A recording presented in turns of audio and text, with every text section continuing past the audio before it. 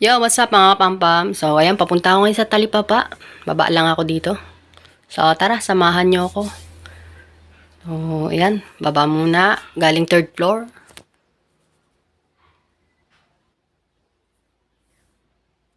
So, ayan, dito na tayo sa papasok sa amin. Ay, motor ng kapatid ko. So, tara, medyo mahaba-haba yan. So, andito na tayo sa Talipapa. So, kailangan ko ng isang mais and ano man tawag doon? Bok choy ba yun? Basta. Chinese pechay, ganun. So, isang ano lang, mais, okay na to. Tsaka ito, isa nito. So, ayan, okay na tong laki na to. So, mahilig kasi kami sa gulay ng kapatid ko. Yung sunod sa akin. So, ayan, bayaran na natin kay kuya. Bayaran ko ng 91 pesos lahat na yun. Pero 90 na lang daw. Tawad na yung piso. Yan, thank you kay kuya. Ano tayo ng piso. Diba? Pandagdag na rin yun sa bitchin. So, ayan. Ang gagawin ko dito, ayan, nakikita nyo yung Nissin ramen na binili ko din. Binili ng kapatid ko. So, hahaluan ko siya ng gulay na yan at saka ng mais. Kaya bumili ako niyan. So, maiba naman, di ba? Yung maraming gulay. So, dahil mahilig kami sa gulay, pampahaba ng buhay. So, ayan. Isa-isahin muna natin tanggalin. Kasi baka mamaya may nakasiksik na. Alam niyo na yung mga warm uuds. warm. So, ayun na yun. Ayan. Putulin lang para hindi man sobrang lalaki ang hahaba. Ayan. So, ito yung isang mais lang. Katamtaman laki. Dahil, wala lang. So, ayun medyo marami pang yung kulang. Yung mais. Pero okay na yan. Putulin lang. So, ayan, medyo matigas. Medyo mapurol din yung kutsilyo.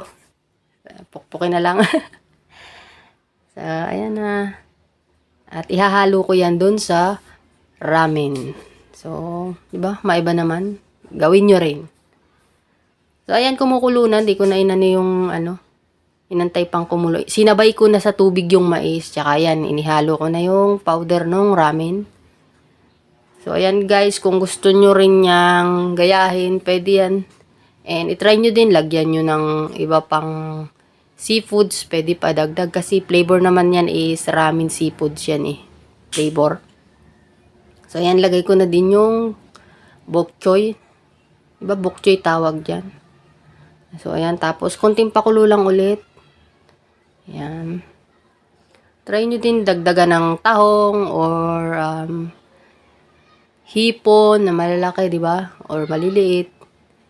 So, hindi kasi naglagay ng hipon.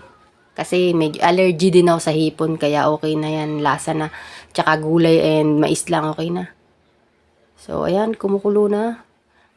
And then, lagay na natin yung noodles niya.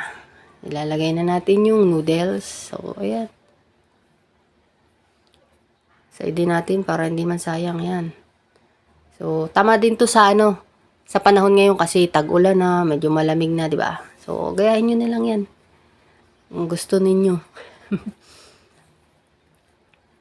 So, ayan. Antay lang natin lumambot ng konti yung noodles niya and okay na yun. Pwede nyo nang kainin. Pwedeng merienda, pwede nyo ding iulam sa kanin. So, nasa inyo yan.